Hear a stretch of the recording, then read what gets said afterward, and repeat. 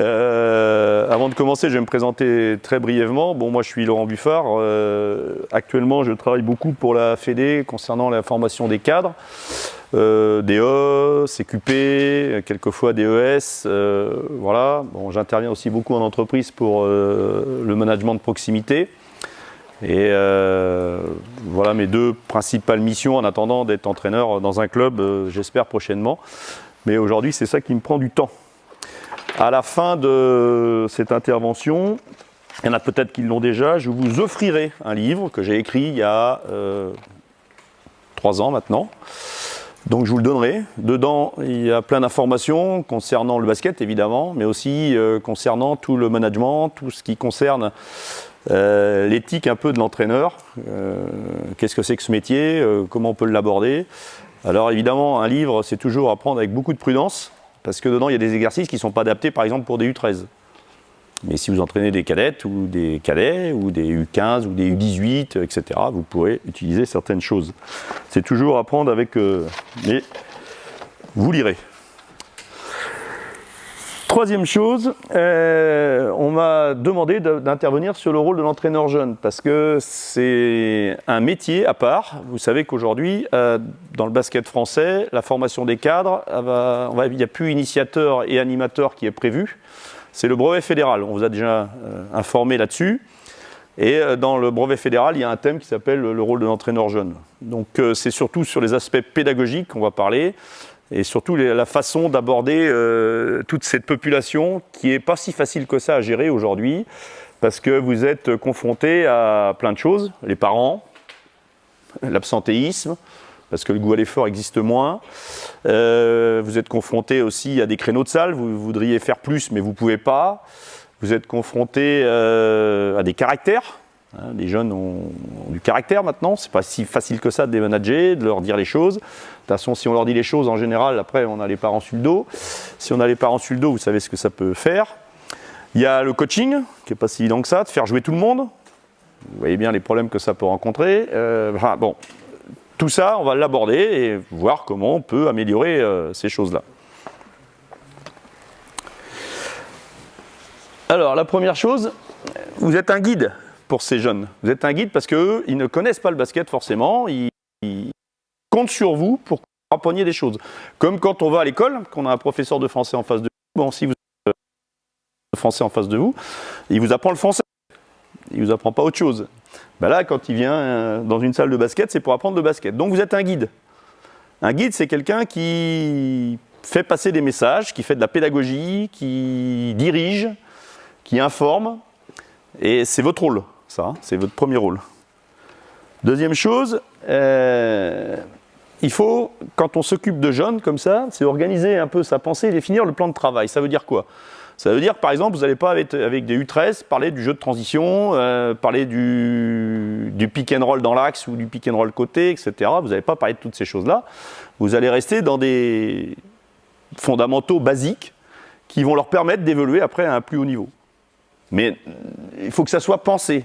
C'est vous qui... Voilà. On ne peut pas, par exemple, vous prenez le livre à Laurent Buffard, ah ben Laurent Buffard il a dit ça, ça doit être vrai. Non, c'est pas vrai du tout. C'est moi ce que j'ai partagé avec des équipes de haut niveau et c'est ce que j'ai fait. À un moment donné, ça fonctionnait, mais ça ne fonctionne pas avec tout le monde. D'accord? Donc, à prendre et à laisser. C'est à vous d'organiser votre schéma de travail et votre organisation. Troisième point, donner du sens à ce qu'on fait. Moi, je vois, il y a des entraîneurs, j'ai dans les salles souvent... les entraîneurs, ils veulent faire des choses qui sont inappropriées, inadaptées, pas du tout en phase avec la catégorie qu'on entraîne. Et voilà, il n'y a pas de motivation de la part des jeunes. L'entraîneur, il a l'impression de s'ennuyer. Et le message, il ne passe pas. Donc, donner du sens, c'est ce qui manque un peu dans tout aujourd'hui, hein, dans la vie de tous les jours. En politique, le bon sens, ça n'existe pas. C'est des gens qui dirigent en haut et qui donnent des instructions pour ceux qui sont en bas. Vous êtes en bas, vous savez ce que c'est que le terrain. Et le terrain, c'est pas si évident que ça à gérer. Hein. C'est compliqué.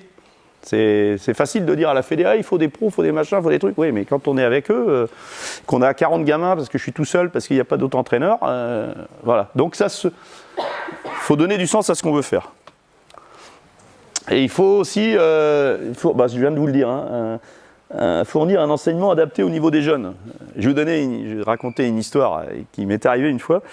J'avais un fils qui joue au basket et puis je vais le chercher à la salle et j'arrive juste avant, ça c'était quand j'étais à Valenciennes, et le mec il était en train de faire la brouette, vous savez, la brouette. Alors les jeunes en plus quand ils ont... marche en canard, je vais vous expliquer après pourquoi je dis ça. Marche en canard, quand vous avez 13-14 ans, vous avez les cartilages des genoux qui sont très fragiles, très mous, hein, et voilà, les jeunes, ça leur fait super mal aux genoux, quoi.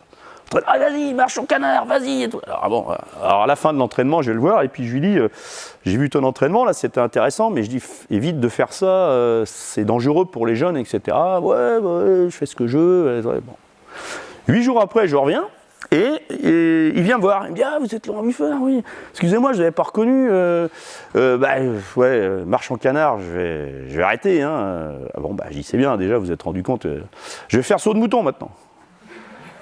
Bon, saut de mouton pour tomber sur le dos, tomber sur le côté, se faire une entorse, c'est pire. Donc c'est pour dire que l'enseignement, il faut l'adapter aussi aux jeunes qu'on a.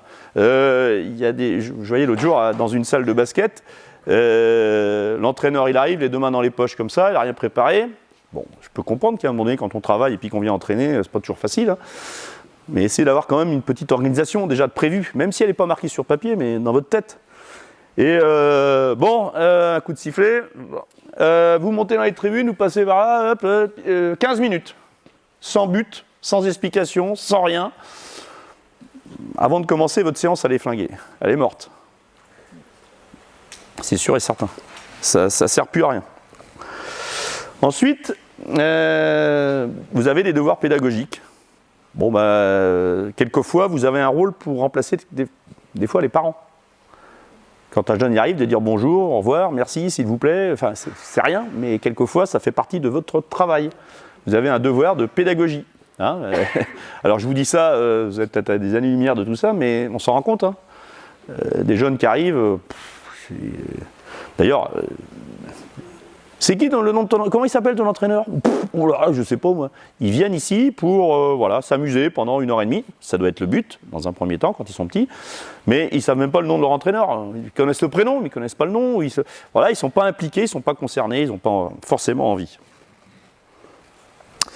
Alors les compétences de l'entraîneur, excusez-moi, ça devait venir les uns derrière les autres, mais je l'ai fait sur un Mac et puis j'ai un autre ordinateur et ça ne se fait pas comme ça. Bon, on va essayer de voir tout ça ensemble. Il faut aborder tous les domaines de l'entraînement parce que vous avez une période dans la vie d'un être humain, entre 12 ans et 16-17 ans, ils peuvent mémoriser beaucoup de choses. Énormément de choses. Donc là, il faut bien apprendre des choses, il faut bien expliquer les choses, il faut que ça soit précis, concret, et vous verrez que derrière, les progrès, vous allez les avoir. Il faut leur apprendre les fondamentaux offensifs.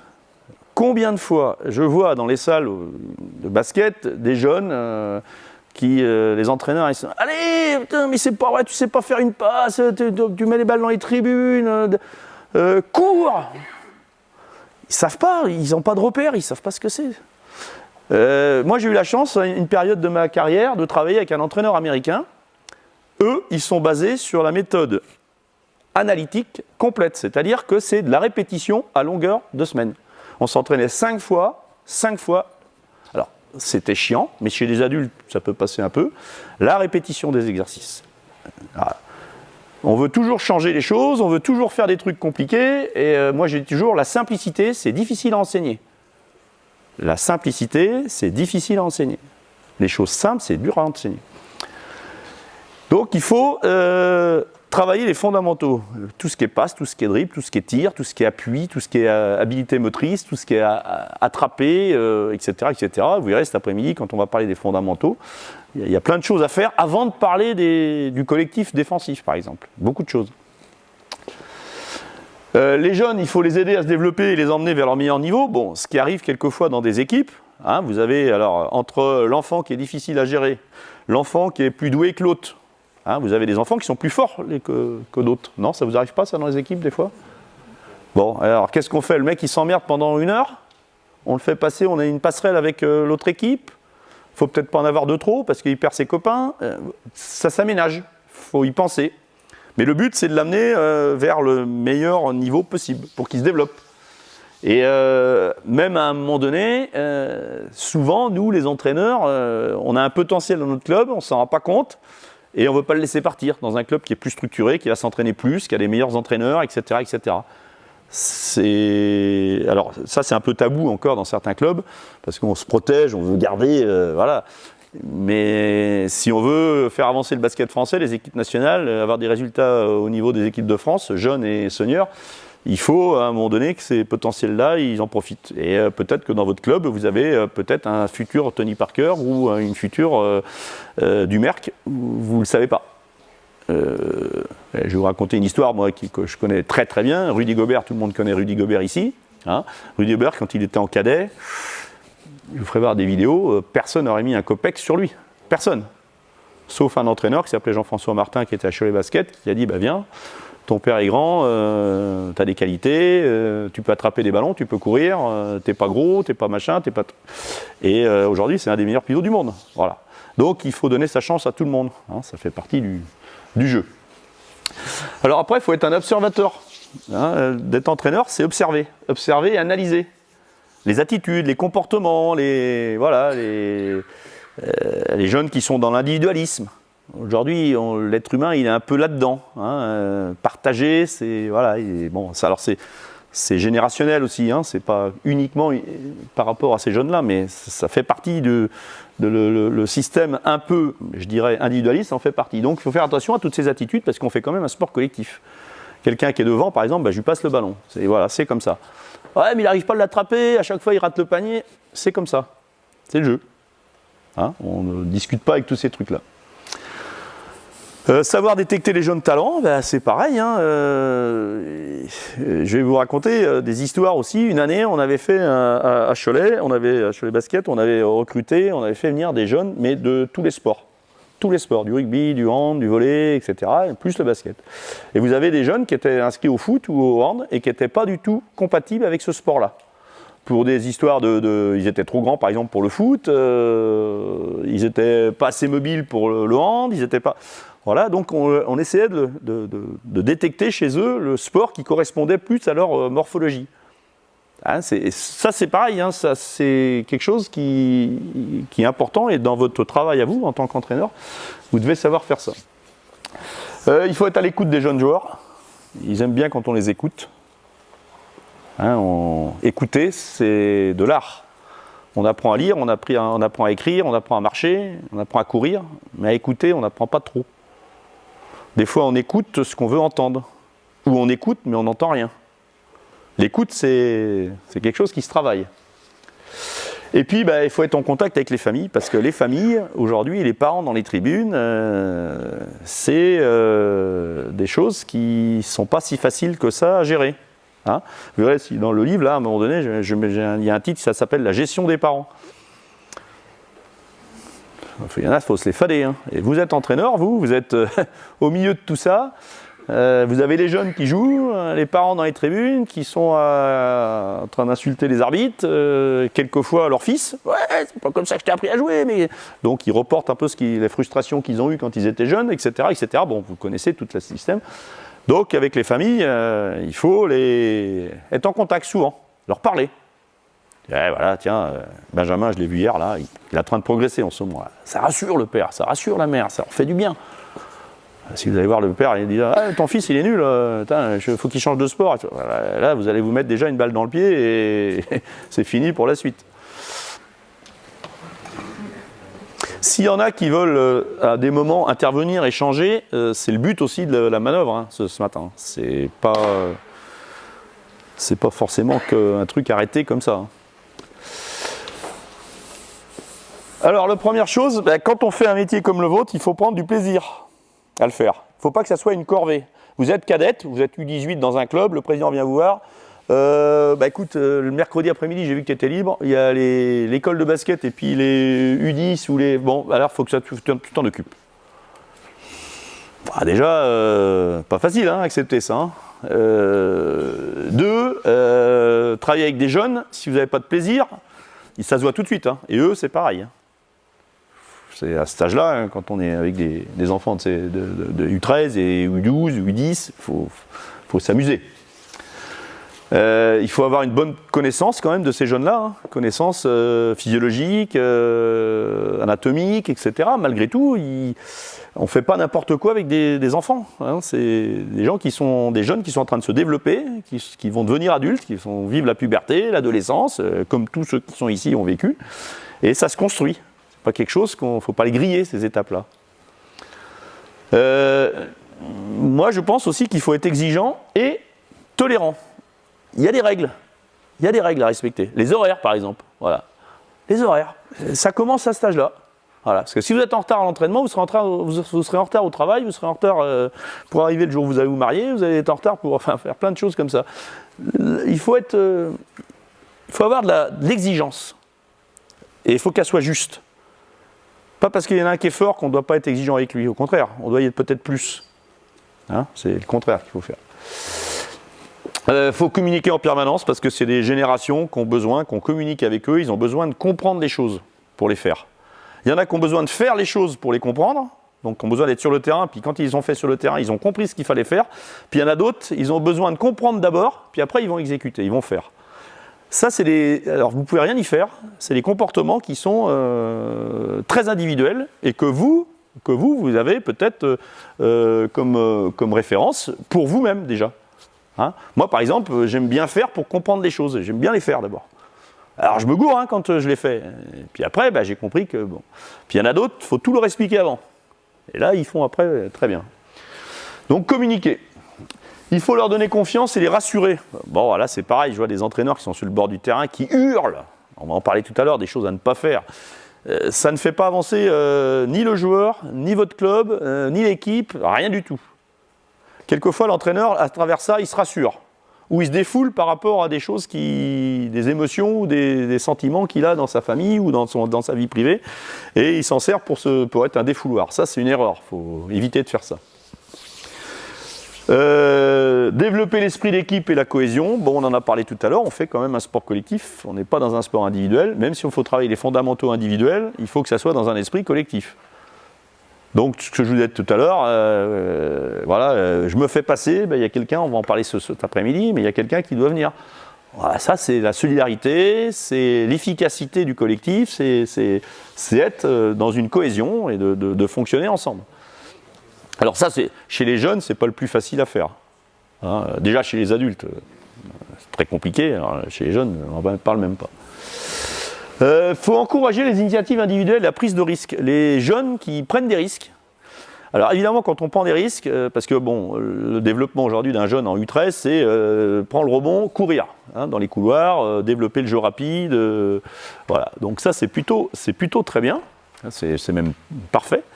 Sauf qu'à un moment donné, il n'y a pas que ça. Il n'y a pas que ça. Hein, il y a aussi toute l'initiative du jeune joueur qui va prendre des risques, qui va perdre des ballons, ça c'est évident, qui va mettre les balles dans les tribunes. Mais si c'est dans le but de toujours faire avancer le joueur dans un premier temps, l'équipe après, il faut les encourager. Il faut souligner surtout l'esprit du jeu plutôt que les erreurs. Ils vont tous en faire. Hein. Par principe, le basket, c'est un jeu d'erreurs. Il faut en faire moins que l'adversaire pour gagner. C'est tout. Et puis, malgré tout, les jeunes, ils ont besoin d'être encouragés parce que ça fait partie aussi de leur façon de vivre aujourd'hui. Quelqu'un qui est toujours négatif, qui est toujours en train de dire des choses négatives à des jeunes, ça n'arrange pas la situation et surtout, ça décourage certaines personnes. Alors surtout qu'après la période qu'on vient de vivre, là, où il y a déjà de l'abandon, hein, parce que l'abandon, pas chez les tout-petits, mais dans des catégories U15, U18, là, il y a beaucoup d'arrêts, parce qu'il y a une autre forme de vie qui s'est apprise différemment, et c'est pas toujours évident de revenir faire du sport. Le goût à l'effort aujourd'hui, hein, vous savez, c'est pas évident. Hein, c'est plus facile d'être dans un canapé avec une PlayStation, faire un match de basket. Il y a une compétition qui se crée quand même, malgré tout. Mais c'est plus facile. Hein. C'est beaucoup plus facile que d'être sur un terrain, monter en palpitation, courir, écouter, percevoir, enregistrer. C'est plus pareil. Donc, il faut encourager les jeunes. Encourager. Alors il faut être, évidemment, les qualités, c'est quoi? C'est ben, la patience. Vous êtes dans les apprentissages. On n'est pas encore dans le perfectionnement, U13, hein, les apprentissages. On apprend à faire quelque chose. Bon, encourager tout le temps, c'est bien. Être un bon auditeur, c'est-à-dire que ce que vous dites, il faut que ça soit clair. Clair. Je vois par exemple aussi des entraîneurs, ils commencent un exercice et ils donnent 5 consignes. 5 consignes en même temps. Vous faites l'exercice et puis au bout de 5 minutes, vous arrêtez. Puis vous dites, c'était quoi les 5 consignes que je vous ai données? Ils vont en donner une, ils en ont oublié 4. Ça ne sert à rien de faire des choses comme ça. Il faut mieux en donner qu'une et puis qu'elle soit appliquée et puis qu'elle soit bien comprise. Quand elle est comprise, on peut attaquer la deuxième. C'est ça la progression d'un exercice et le travail pédagogique que vous allez mettre en place. Par contre, si vous êtes capable de dire 5 consignes et que les joueurs sont capables de les accepter ou de les comprendre, vous avez une super équipe. Hein. Mais je vous garantis qu'en senior, ça ne se passe pas comme ça. À plus haut niveau, hein. Je parle de la BTTIC et de la Ligue féminine, c'est pas comme ça que ça se passe. Déjà, quand vous en donnez 2 ou 3, aujourd'hui, pour enregistrer ça, être impliqué et puis les mettre en place, c'est difficile. Avec des jeunes, c'est encore plus. La discipline, bah, il faut être discipliné, hein, c'est tout. Moi, je pense que ça, c'est des règles. On ne peut pas faire n'importe quoi non plus. Par exemple, les t-shirts, bah, l'entraînement du mardi, c'est le t-shirt rouge, et puis le jeudi, c'est le t-shirt blanc. Bah, tout le monde doit venir comme ça. Ah ouais, mais ma mère, elle n'a pas pu laver mon... C'est une organisation, point. C'est comme ça. Alors, quelquefois... il y a quelques difficultés hein, quand même, hein. On ne peut pas tout maîtriser non plus. Mais sur les horaires, il faut être intransigeant. Sur quelqu'un qui tombe par terre, on l'aide à se relever. Enfin, avoir une espèce de discipline qui permet à des jeunes, ben, après, de fonctionner ensemble, tout simplement. Hein. Oui. Par rapport justement, vous parlez de la rigueur pour leur d'arriver à l'entraînement, mais ils sont tributaires des parents. Oui. Bien souvent, les enfants, ils ont envie d'arriver à l'heure. Nous, on a le cas dans notre club. Mais il y a des parents qui ne se sentent pas plus impliqués que ça, c'est la course le mercredi, enfin on a souvent ces réponses-là. Oui, bah après c'est la discussion qu'il faut avoir avec les parents, c'est ce que je disais tout à l'heure. Les parents, il faut qu'ils soient sensibilisés. Voilà, vous avez un fils, c'est pas une garderie, on vous met. Hein, vous avez des entraîneurs qui sont là, et ils vont s'occuper d'eux pendant 1h30. Quand ils arrivent à l'école le matin, ou eux, quand ils arrivent en retard au travail, bah, ils ont une demi-heure en moins qui n'est pas rémunérée. Bah, et s'ils partent de ce principe-là, avec les jeunes, ils doivent être pareils. Et moi, ça m'est arrivé souvent avec des parents qui me disent bah, moi, quand je viens, j'en profite pour faire mes courses, mais bon, je ne suis pas pressé, donc bah, mon gamin, si j'arrive à 15 minutes après, non. Non, c'est pas comme ça. Soit il vient à l'heure, soit il fait plus partie de l'équipe, c'est tout. C'est réglé comme un cahier de musique. La discipline, c'est quelque chose qui est hyper important. Alors attention, hein, c'est pas la discipline avec le fouet, le truc. Non, je parle pas de ça. Hein. C'est pas le truc militaire, absolument pas, hein, ni autoritaire. C'est que tout le monde est sur le même pied d'égalité et on fonctionne de la même façon. Dans un sport collectif, c'est la base. Hein. Si vous n'avez pas ça, vous n'allez pas aller loin. Il faut être juste. Juste, le meilleur, comme souvent, qu'est-ce qu'on a? On a un peu un bouc émissaire hein, quand on est entraîneur. Le mec qui est un peu moins bon, la fille qui est un peu moins bonne, bah voilà, elle, on la met par terre. Quoi. Et les autres se foutent de sa gueule en plus. Donc là, c'est la pire des choses. C'est un peu de l'harcèlement. Il faut faire attention à toutes ces choses-là aujourd'hui. Hein. Soyez vigilants. Hein. Il y a des choses qui vont très loin. Hein. Faites que tout le monde soit impliqué. Bon, alors ça, c'est pareil. C'est facile à dire. Hein, quand on est... Moi, je parle comme un livre, là. Hein, mais quand on a 40 gamins et puis qu'il faut, ou 30, et puis qu'il faut que tout le monde, voilà, au lieu d'attendre avec son ballon comme ça, et puis, bon, c'est pas ça le but. Hein, c'est que tout le monde puisse jouer, impliquer tout le monde. Ça veut dire avoir une pensée d'organisation de son entraînement qui est différente de ce qu'on fait d'habitude. Laisser un gamin comme ça avec son ballon pendant une demi-heure sur 1h15 d'entraînement, ça va pas le faire progresser. Hein. Donc il faut qu'il soit actif, faut que ça soit, tout le monde soit dans le jus. Faites que tout le monde soit informé aussi. Et oui, parce que des fois on commence à parler, puis il y en a encore un qui est en train de prendre sa bouteille là-bas pour boire, l'autre qui est parti aux toilettes, l'autre qui a parlé à ses parents dans les tribunes, l'autre. Et bah, je te l'ai dit mercredi dernier. Ah non, tu me l'as pas dit. Ah non, j'étais pas là quand tu l'as dit. Voilà, donc faites attention que quand on a une information à faire passer, alors déjà l'information quand on la fait passer, elle n'est pas évidente, parce que les jeunes ils ne se rappellent plus. Hein, ils arrivent à la maison et qu'est-ce qu'il t'a dit ton entraîneur? Oh, à quelle heure c'est le rendez-vous samedi? Oh là là, c'est quand? Je ne sais plus. Tu joues à quelle heure? Oh là là. Donc voilà, alors maintenant, ce qui est plus facile avec les réseaux sociaux et WhatsApp, ou autre chose, hein. Nous on fonctionne comme ça maintenant dans tous les clubs qui ont une organisation, c'est qu'on a tous les numéros des parents, et tac, comme ça tout est réglé, même si il faut quand même le faire passer dans un premier temps au jeune, parce que lui il doit se rappeler de ce qu'il fait, son activité, il faut le responsabiliser exactement, et puis après on envoie aux parents, comme ça il n'y a plus de problème. Être entraîneur, il faut la peau dure. Il faut être solide. Hein, c'est un métier, alors plus vous montrez, c'est un métier anxiogène, stressant. Vous avez des pressions. Alors à votre niveau, vous avez des pressions, on en a parlé tout à l'heure, quelquefois des dirigeants, des parents, de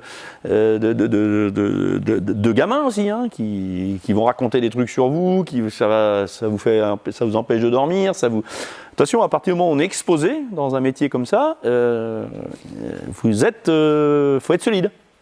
Faut être solide. Moi, j'ai vu des jeunes filles ou des jeunes qui, en cours d'année, il n'y en a jamais eu autant cette année, en plus, jamais eu autant, qui arrêtent, qui démissionnent, qui, voilà, dit voilà, moi je rends le tablier, j'en ai plus rien à faire, j'arrête.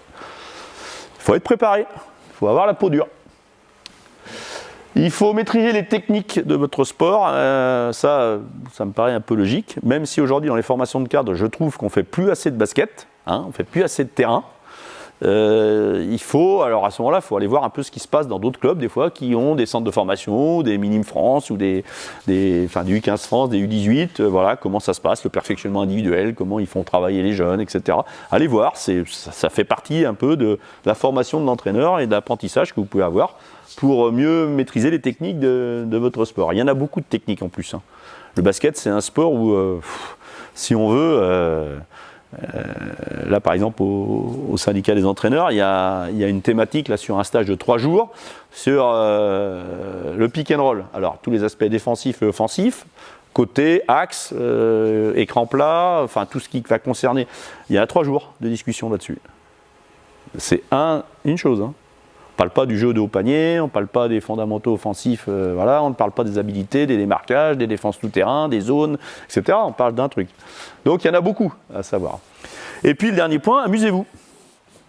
Amusez-vous. Moi je vois des mecs des fois qui arrivent à la salle le matin, ils sont comme ça. Avant de commencer, vous avez déjà fini l'entraînement là. Prenez du plaisir, rigolez avec les jeunes. Rigolez avec les jeunes. C'est marrant de discuter avec eux, leur faire une petite blague, voilà, c'est toujours, alors pas toujours les mêmes, attention, hein, c'est toujours, il faut répartir les choses, mais amusez-vous avec eux. En général, moi les jeunes, moi j'aime bien parce qu'ils aiment bien rigoler, ils aiment bien. Alors des fois il y en a qui sont très concentrés parce qu'ils veulent réussir absolument, là ils sont très là-dedans. Il y en a d'autres, c'est les babacools, c'est les mecs qui, bon voilà, bon, il y a tout pour faire un monde. Il faut que ça fonctionne ensemble, c'est tout. Ce qu'il faut éviter de faire, bon, je l'ai dit tout à l'heure, hein, crier constamment ou être agressif. Alors, des fois, quand on a... Et ça, c'est très humain. Vous pouvez rien y faire, c'est comme ça, c'est dans vous. Quand ça va pas, ou quand, voilà, la salle, il y a plein de personnes dedans, voilà, on voit son équipe qui joue mal, etc. On a envie de réagir. Il y a même des parents qui viennent vous voir et disent « Ah ouais, bah, faut que tu les engueules, les mecs, là. Qu'est-ce que c'est que ce boulot, là? T'arrives pas à les faire jouer, ils n'arrivent pas... » Calmos. Calmos. Il ne faut pas être là-dedans. Il y a une façon de communiquer qui peut être très intéressante et qui peut faire passer les messages plus qu'en criant ou en étant agressif. Des fois, on leur demande de jouer comme des adultes. T'as pas vu la télé hier soir? T'as pas vu Urban jouer? T'as vu ce qu'il fait? Ouais. Il a 35 ans, il fait ça tous les jours depuis l'âge de 9 ans. C'est son métier. D'accord, voilà. Alors même si les jeunes, ils ont besoin d'imiter, avec les highlights aujourd'hui là sur les vidéos, donc ils veulent faire la même chose, ils veulent tenter des trucs. Avant les entraînements, laissez-les faire ça, c'est bien. C'est très bien ça. Ils veulent imiter, ils veulent faire des choses. Des fois dans des clubs, on voit des jeunes, dans les clubs qui ont une équipe à un très haut niveau, les jeunes ils essayent de jouer un peu comme certains joueurs, comme le meneur, comme l'ailier, comme le truc et tout ça, c'est marrant. Mais c'est une bonne imitation et ça peut leur servir pour après. Mais il ne faut pas leur demander de jouer l'attaque de zone avec un poste haut, un pivot bas et 2 arrières. Et puis, parce que vous pouvez leur parler ça pendant 3 jours, 4 jours, ils ne vont pas savoir. Après, si vous avez des U18 ou des seniors, c'est différent. Ce qu'il faut éviter de faire aussi, c'est oublier la motivation principale des jeunes. Ils sont là pour jouer. D'accord? Quelquefois, on est là pour gagner. Alors attention, parce que ça, c'est toujours un débat entre faire de la compétition ou faire du sport pour s'amuser.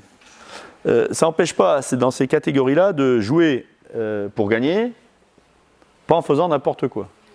À Voiron, alors après ça c'est une histoire de comité, etc., qui à mon avis font des choses qui sont un peu particulières, ils devraient penser un peu avec les entraîneurs ces choses-là, mais ils ont fait des qualifications pour les U13 régions, ou je sais plus quoi là, donc ils ont mélangé tout le monde, des 190 à 0, des 100... Non mais attendez, mais on va où là? On va où? On fait quoi? Est-ce que ça a du sens? Pour celles qui mettent 190 points, ça n'a aucun sens, et pour celles qui en prennent, ça a encore moins de sens. On arrête de faire des choses comme ça, quoi. C'est débile, ça ne sert à rien, sauf à décourager les jeunes et à les faire partir. Donc la motivation, c'est qu'ils puissent s'exprimer. Alors quelquefois, alors c'est pas toujours facile, moi je vous parle comme ça, mais des fois il faut mieux faire deux équipes, avec une équipe avec un niveau qui est bien meilleur, et puis une équipe avec un niveau qui est pour que tout le monde puisse jouer. Parce qu'autrement, si vous mélangez les deux, quand on a une équipe qui est un peu hétérogène, vous mélangez les deux, et puis comme vous faites de la compétition, à un moment donné, il ne joue plus. Ou il ne joue plus. Donc il faut être vigilant par rapport à ça. Ce qu'il faut éviter de faire aussi, c'est donner des explications qui sont trop longues. Moi, je vois des entraîneurs qui sont sur le terrain, et avant que l'exercice y commence, il y a 6, 7, 8 minutes. Alors, quand la salle est chauffée comme ici, ça va. Et quand vous êtes dans une salle où il n'y a pas de chauffage, le gamin, il est comme ça avec son ballon, voilà, il n'a pas tout compris parce que c'est trop long, et il n'a pas fait de basket. Hein, ça, vous avez jamais remarqué ça dans les clubs? Si, ça arrive de temps en temps. Bon, donc il faut éviter ça. Après, proposer des objectifs techniques trop compliqués, on en a parlé tout à l'heure, adaptés par rapport à vos catégories. Vous êtes avec des U10, voilà, il y a toute la dextérité, il y a tout le travail des appuis, il y a tout le travail des dribbles, il y a tout le travail il y a plein de choses à faire avec ces jeunes-là. Après, en U13, là, vous commencez à parler un peu de jeu rapide, aller vers l'avant, construire votre basket un peu. Les aspects défensifs, l'agressivité sur le porteur du ballon, les aides, etc., les espaces. Bon, ça peut être intéressant. Puis après, en U18, vous passez à une autre catégorie. En senior, on n'en parle même pas. Mais, alors, si vous êtes donné des objectifs, par exemple, sur un trimestre, en disant, voilà, moi, j'ai besoin de travailler les arrêts, les appuis, etc. Et puis que vous avez déjà franchi le cap au bout de 2 mois, les gens ont bien compris, ont bien assimilé, sont impliqués, ils comprennent les choses. Vous pouvez passer à un autre... Mais les temps pédagogiques, ils sont importants, les temps d'apprentissage aussi. Organiser des exercices trop routiniers, donc toujours la même chose. Chez les jeunes, ils n'aiment pas trop. Même si tout à l'heure je vous disais de répéter, vous pouvez répéter, mais répéter avec des évolutions d'exercices. Cet après-midi, je vous ferai voir comment on commence à parler de la défense et puis comment on peut l'amener, et ça prend du temps. Par exemple, une chose qui est le 1 contre 1. Le 1 contre 1. Aujourd'hui, moi, dans le club où j'étais avant, avec les jeunes, les U13, U15, U18, on mettait presque 1 an à développer le 1 contre 1. On partait du 1 contre 1, tous les départs, etc., toute la vitesse, les changements de rythme, et puis après, être créateur de son tir. Être créateur de son tir, aujourd'hui, en filles et en garçons. En filles, il y en a 4, 3. En garçon, il y en a 5 en France qui savent créer leur tir pour marquer un panier. Cet après-midi, on va faire du 1 contre 1. Vous regarderez le pourcentage de réussite au tir en 1 contre 1. Vous verrez. Si on en met 1 sur 10, c'est déjà bien. Donc quand on est à 6-7, quand on est capable de créer son tir et de marquer son panier, c'est parce que c'est ça, créer son tir, c'est... Des fois, on crée son tir, mais on rate le panier, donc ça ne sert à rien. Et bien ça, c'est des apprentissages qui sont de très longue durée. C'est 1 an. Voilà. Construire tout doucement. Apporter des exercices qui vont être sympas et qui vont permettre aux jeunes de voir leur évolution au fur et à mesure de la saison. Pareil, rester trop longtemps sur le même exercice. Et moi, je vois dans les salles, j'y vais, alors donc je vois le mec, pendant 1 demi-heure, il fait la même chose, quoi. Alors, vous allez me dire, Je ne sais pas si ici il y a des gens, des Croates, des Serbes, des Slovènes, non, vous avez, bon, quand vous allez là-bas, ils commencent par exemple à faire du dribble, la première demi-heure c'est que ça. Alors c'est varié, mais ils font par exemple pendant une demi-heure que ça. Mais c'est intéressant, c'est pas le même exercice. Il faut aller, allez, vous mettez par deux, puis, alors ça dure 10 minutes, un quart d'heure, 20 minutes, pas de correction, pas d'apport, pas d'option, pas de truc. Alors à la fin, bon, comment ça se passe? Ça se barre en sucette, tout le monde fait son truc, et c'est fini. Et quand on parle de discipline ou quand on parle de rigueur, il n'y en a plus du tout. C'est fini. À la différence, interrompre le jeu trop souvent. Et je vois ça aussi. Vous voyez ça quelquefois, des entraîneurs, sur 1h30 d'entraînement, ils se font plaisir, ils parlent 45 minutes. Pendant ce temps-là, on ne s'entraîne pas. Alors ce qu'ils disent, c'est vrai, c'est bon, c'est juste, c'est cohérent, sauf que le jeune, il ne s'entraîne pas. Vous lui expliquez les choses, mais des fois, les jeunes, ils n'ont pas besoin qu'on leur explique faire une tartine donc comme ça pour dire ton dribble, il faut que tu le mettes, par exemple, il faut qu'il soit en dessous quand tu changes de main, que ça soit en dessous de tes genoux. Ça, il va le comprendre très vite. Il a des repères. Ses genoux, il sait ce que c'est. Passer un ballon à une autre main, il sait ce que c'est. Mettre sa main là, au lieu de la mettre comme ça, bon, il va l'apprendre vite, ça. Hein. Mais il n'y a pas besoin de lui expliquer, voilà, si tu mets ton petit doigt comme ça, et puis que ton pied il est ici, et tu vas voir quand la balle ou le vecteur de communication, parce qu'ils appellent ça maintenant le référentiel bondissant, il va passer d'une main à l'autre et tout ça. Vous savez, ça c'est tous les profs de gym et tout. Rien contre eux. Hein. Ça c'est trop compliqué. Ça c'est beaucoup trop compliqué. Ça sert à rien. Critiquer un joueur devant les autres. Méfiez-vous de ça. C'est jamais très très bon. Hein? Parce que le jeune, quand il arrive chez lui le soir, la première chose qu'il va faire, ah t'es vrai, Jérémy, comment il s'est fait engueuler par le coach? Il se rappelle que de ça. Il se rappelle pas qu'il a appris à faire une passe, à savoir se démarquer, etc. Il va se rappeler de ça. C'est quelque chose qui l'a marqué. Donc si ça l'a marqué, il s'en rappelle. Donc il en parle aux parents, voilà, il y a tout un truc qui se passe derrière, et ça c'est jamais très bon. Alors, si en plus celui qui s'est fait critiquer, il en parle à ses parents aussi, vous savez derrière ce que ça peut avoir comme conséquence. Donc il faut être... ça ne veut pas dire qu'il ne faut pas dire les choses. Hein. On peut faire un truc global. Le groupe s'en va, il dit tiens viens là toi, je voudrais te dire 2 ou 3 mots là. Bon là dans ton entraînement d'aujourd'hui là, je pense que voilà, tu as foutu un peu la zizanie, tu désorganises un peu tout le groupe, tu fais comme tu as envie, etc. C'est pas comme ça que ça se passe. Mais on lui dit à lui. Voilà, personne ne l'a vu après. Ça c'est la vraie communication, c'est pas les textos qu'on envoie aujourd'hui. On croit qu'on communique avec les textos, mais la communication c'est pas ça. La communication, moi c'est quelque chose à dire, je te l'ai dit les yeux dans les yeux. Ça c'est la vraie communication. Un texto, c'est tellement facile d'écrire, avec 15 fautes dedans. Et c'est pas ça. Donc il faut dire les choses, mais il ne faut pas les dire devant le reste du groupe. Moi par exemple, je vais vous raconter une histoire qui m'est arrivée personnellement. Alors j'étais un jeune entraîneur à l'époque, j'étais à Paris. Et j'avais, comme dans beaucoup d'équipes aujourd'hui, des Américains, des Africains, des Marocains, j'avais un Serbe, etc. Bon voilà, c'était comme ça. Hein. Aujourd'hui, la mixité, vous allez la manager dans les années à venir, c'est obligatoire. C'est comme ça parce que y a du métissage, parce que les gens viennent de partout, et c'est comme ça. Moi, il y a un joueur, je tairai son nom, qui était béninois, d'ailleurs je le vois toujours, c'est un copain maintenant, etc. Et j'ai eu le malheur de lui faire une réflexion devant le groupe. Un Africain, jamais faire ça. Il l'a très mal pris. Et je l'ai perdu pour la saison.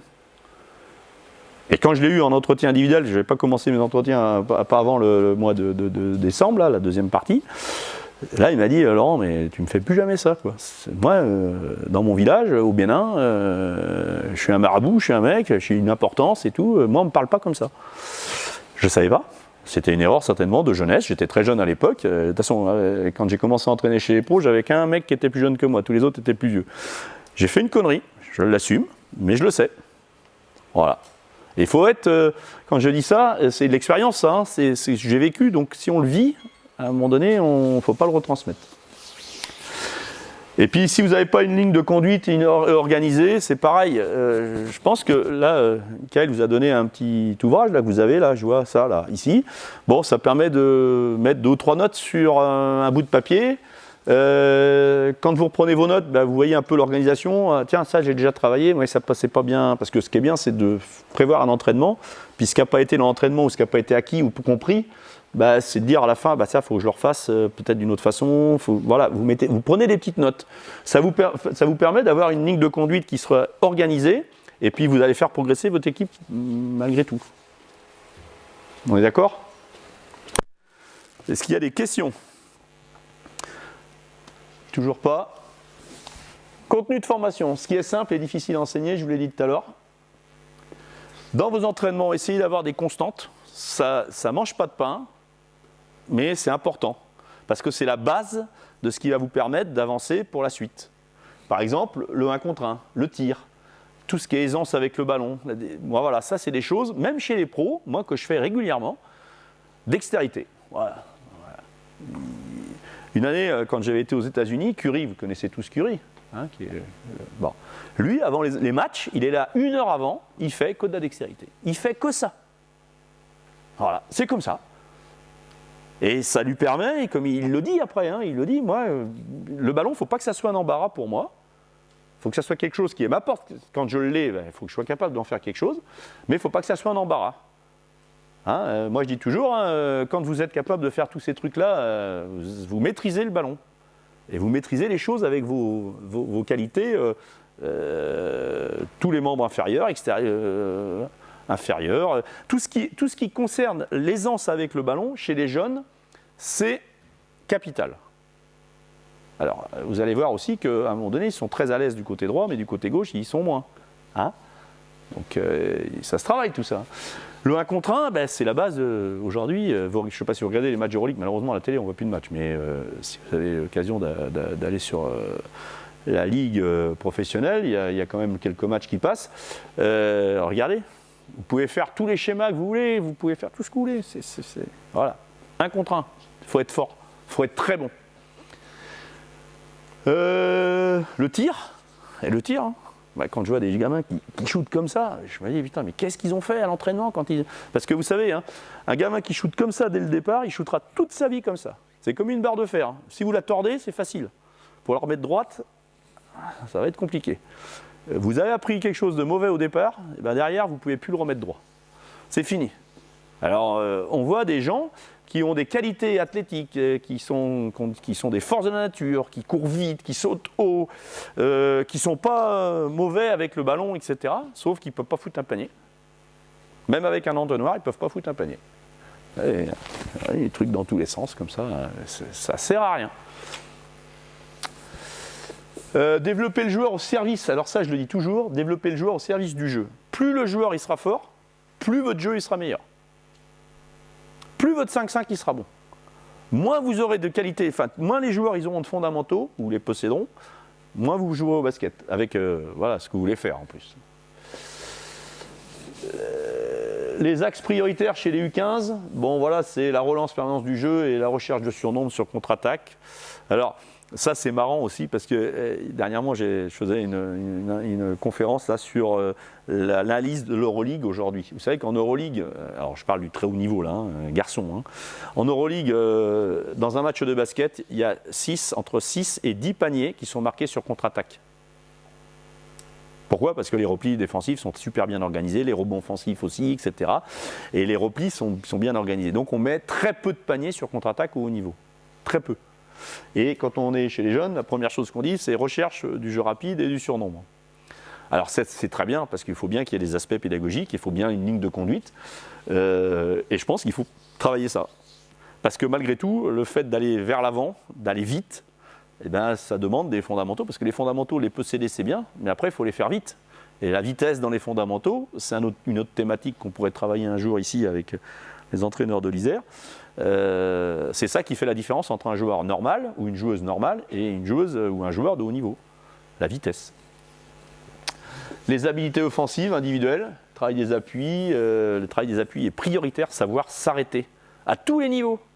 Savoir s'arrêter quand je passe le ballon, quand je dribble, tous les appuis décalés quand je fais mes empreintes, tous les fadeaways, tout ce qui est les appuis, c'est un chantier énorme, énorme. L'agressivité sur le jeu placé, tout ce qui est fixation, parce que le problème c'est que quelquefois on le voit ça dans les matchs, plus on va monter vers les U15, U18, on voit des gamins qui passent leurs joueurs mais sans problème, mais bon il y a une aide défensive qui intervient, et là les balles dans les tribunes, pouf, avec les spectateurs. Les spectateurs au début ils applaudissent, mais après ils commencent à pas être dans la même situation. Donc il faut faire attention à ça. Ça se travaille, le jeu de fixation, l'agressivité, le jeu de passe. Voilà. L'occupation des espaces, ça c'est la priorité dans les années à venir, savoir où se situer dans les espaces. Hein, quand on voit des fois des équipes de haut niveau, on dit mais le terrain il est petit. Alors ce qui fait ça, c'est que ils sont grands, ils sont costauds, et ils sont 10 quand même sur un demi-terrain qui fait 28 par 15, donc ça laisse plus beaucoup de place. Hein. Mais ils arrivent quand même à trouver des espaces, les occuper, les défendre des fois, les espaces aussi. Défendre les espaces, c'est une thématique. Donc il faut, puis les timings, se déplacer au bon moment, au bon endroit et en même temps, hein, tous. Alors là c'est pareil, hein, là, le timing, tout ça c'est facile à dire, mais à faire c'est... La défense homme-à-homme et le rebond. Le rebond, ça se travaille plus. Quand il y a un tir, on voit rarement des jeunes qui vont au rebond. Rarement.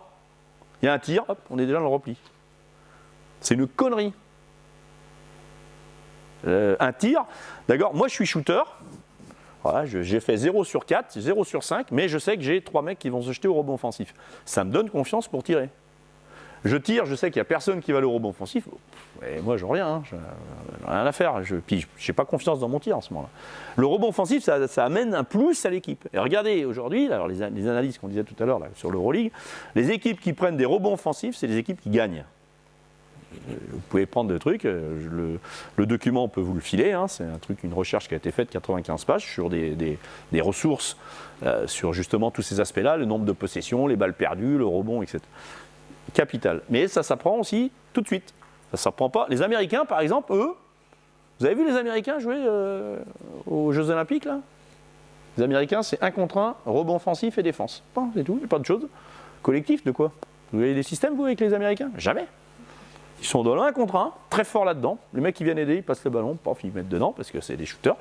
Et le rebond offensif, dès qu'il y a un tir, 3 mecs qui se jettent partout. Voilà, et ils viennent avec l'équipe C, hein, ils ne viennent pas avec l'équipe A en plus. Hein, donc, mais c'est dans leur gène, ils apprennent ça tout de suite, très vite. Nous on ne le fait pas ça. Voilà. Alors, les aspects mentaux et la communication, bon, la confiance, développer la confiance chez les gens, c'est pas si évident que ça à mettre en place. Hein, quand on veut mettre quelqu'un en confiance, voilà, moi j'ai par exemple une fois j'ai eu une joueuse qui est venue me voir, une joueuse de haut niveau, hein, puis elle me dit Laurent, je viens de voir, j'ai perdu mon basket. Ah bon? Si tu as perdu ton basket, comment ça tu as perdu ton basket? Ben, elle me dit j'y arrive plus. Donc voilà, j'ai perdu mon basket et tout. Mais je dis tu peux pas perdre quelque chose que tu as appris à l'âge de 7 ans, tu en as 25, tu es international. Voilà, donc là, vous voyez, c'est plus la joueuse c'est plus le basket, hein. C'est là. Donc la remettre en confiance. Même quand tu as fait une erreur, lui dire c'est bien. Quand tu as raté un tir, voilà, le prochain ça va être le bon. Mais si tu as une position de tir et tu es ouverte, tu tires. Voilà, c'est comme ça. Voilà, remettre les gens en confiance, c'est un métier. Hein. Surtout aujourd'hui, dans les moments où on vit, on est souvent dans des pertes de confiance. On n'a plus confiance en soi. Moi, j'avais un Américain un jour sur sa chaussure, ici sur le côté, je m'aime, et écrit. Bon, bah, avant d'aimer les autres, il s'aimait lui. Bah, c'est plutôt bien. Hein. Il y a des gens qui ne s'aiment pas. Quand vous n'aimez pas, ouais, je suis pas beau, je suis laid, je suis petit, je suis gros, je suis machin, tout. Ouais, ça c'est rien ça. Ayez confiance en vous, la confiance. Et quand vous êtes entraîneur, voilà, vous savez ce que vous faites, vous savez où vous allez, ayez la confiance. La gestion de l'échec, ça arrive. Hein. Tout à l'heure, j'étais avec un entraîneur là, de haut niveau, il a gagné un match depuis le début de la saison, il a perdu 9. Il me dit, je vais toujours au boulot avec la pêche, la banane, etc. Je continue, le dirigeant ne me faut pas trop... Bon, il a 4 blessés sur le 5 major, voilà, mais... Donc, gérer l'échec, quand ça va pas, ou quand... il faut être capable de le faire, ça. C'est pas si évident que ça aussi. Alors, gérer l'échec, c'est une thématique, hein, donc on en reparlera un autre jour. Comprendre l'évolution de la progression, quand on voit des jeunes qui ont progressé dans l'année, et que vous les voyez, ça fait plaisir quand même, hein. C'est le fruit de votre travail, hein. Moi, j'ai vu des équipes en début de saison, putain, je dis, oh là là, où est-ce qu'ils vont, eux? Et je les voyais en fin de saison, je dis, chapeau, hein, la fille ou le mec, ils ont fait un travail qui est considérable, vraiment, il y a eu un progrès. Et ce qui est marrant de faire, c'est qu'en début de saison, on filme un peu les 2 ou 3 premiers entraînements, puis vous refilmez à la fin. Et vous verrez, là, c'est assez marrant à faire, puis ça laisse des images et des souvenirs à tout le monde. Véhiculer une bonne énergie. Les mecs qui ont la banane, qui rigolent tout le temps, qui sont là. Et puis, moi, j'adore ces gens-là. C'est des gens qui véhiculent une bonne énergie. Ils donnent leur énergie pour les autres. Alors, c'est vrai que quelquefois, c'est fatigant de donner toujours l'énergie pour les autres parce qu'on a envie d'en garder un peu pour soi. Mais quand on enseigne, hein, quand on est prof ou quand on est éducateur, comme vous, ou quand on est entraîneur, il faut avoir cette énergie-là.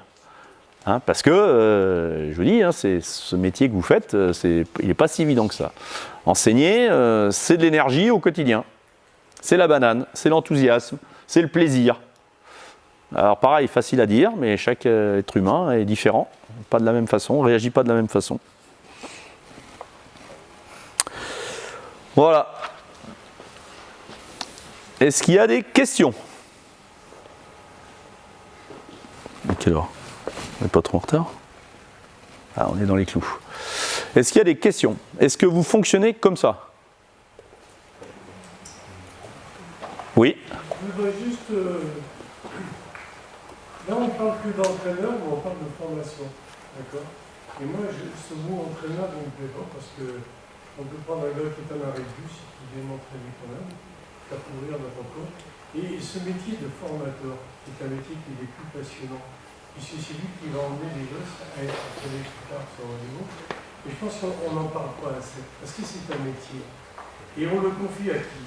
Le mercredi après-midi, on a un grand-père qui est à la retraite, on lui dit, tiens, t'es libre, le mercredi après-midi, tu as entraîné les petits. Moi, j'ai un gosse qui m'a dit, j'étais en entraînement, puis j'ai fait 3 secondes dans la bouteille. Si c'est pas ton grand-père qui t'entraîne, il me dit si, elle dit, je comprends bien. C'est-à-dire, voilà, il ne faut pas parler de l'ancien temps, mais le métier de formateur, c'est un métier, et les jeunes qu'on a ici, là, qui veulent entraîner, je pense qu'il faut qu'ils aient conscience que la formation, on a des individus en face de nous, des petits individus qui ne sont pas encore prêts à attaquer le basket. Et quand ils sont prêts à attaquer le basket, il faut les confier à l'entraîneur. Je crois qu'on l'oublie ça. Ouais, d'ailleurs, dans le football, ils n'appellent pas ça entraîneur, ils appellent ça éducateur. C'est ça. Vous êtes des éducateurs. Alors ça se dit pas aujourd'hui dans le basket parce que c'est un peu péjoratif, etc. Mais être un éducateur, ça veut bien dire qu'on parle d'éducation. On parle d'apprentissage, on parle de faire passer des messages, on parle de pédagogie. Donc c'est vrai, je suis d'accord avec vous, c'est que je dirais même que dans les clubs aujourd'hui, pour s'occuper un peu des jeunes, comme ça, ou des tout petits, je vois par exemple à Cholet Basket, puisque je suis à Cholet, les tout petits, ils sont entraînés ils sont éduqués par un entraîneur qui a un DES, qui est un vieil entraîneur, mais qui connaît parfaitement tous les sujets. Et il les fait progresser, il les amuse, il les fait...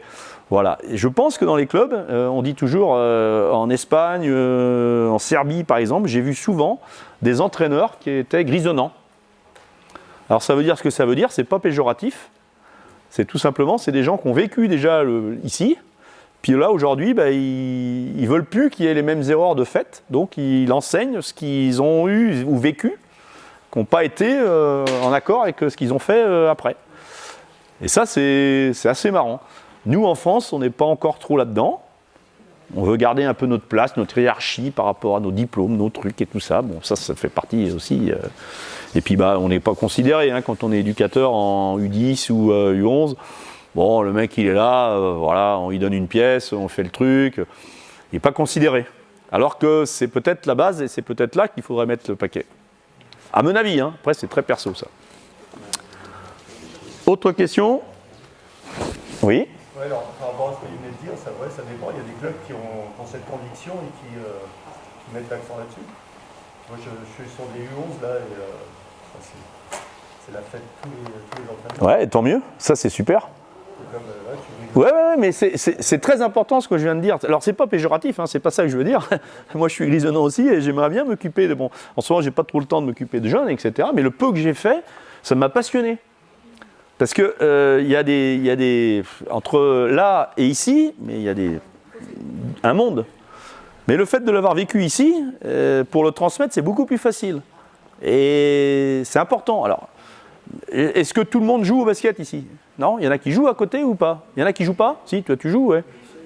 Voilà, il faut jouer aussi. Hein, bon, alors j'ai pas parlé d'un autre élément, et on me l'avait fait la réflexion la dernière fois que j'ai fait ça, c'est l'arbitrage. Hein, l'arbitrage. L'arbitrage, c'est pareil. Hein, alors, c'est pas le thème. Hein, c'est l'arbitrage chez les jeunes. C'est une thématique que les arbitres abordent aussi. Hein. Mais l'arbitrage chez les jeunes, c'est pareil. C'est de la pédagogie. Si un jeune, vous l'expliquez pas pourquoi il a fait un marché, pourquoi il a fait une reprise de dribble, pourquoi il a fait, il va jamais le comprendre. Il sait pas. Voilà.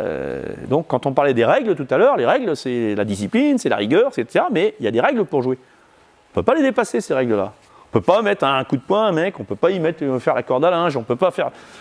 Donc ça s'apprend. Et la pédagogie, dans les entraînements, moi j'aime bien, quelquefois à la fin des entraînements comme ça, des jeunes, des tout petits, il y a les cadets qui s'entraînent après ou les minimes. Le mec il arrive une demi-heure avant, il dit tiens tu vas siffler un peu là, tu vas venir siffler un peu là. Voilà. Alors, il siffle, alors on voit tout de suite si le gamin il est un peu pédagogue ou s'il est un peu tout de suite un coup de sifflet puis c'est comme ça, c'est pas autrement, ou s'il explique. Donc l'éducateur il doit être là aussi, mais ça peut être marrant d'avoir cette petite transition pour expliquer les choses dans la pédagogie toujours.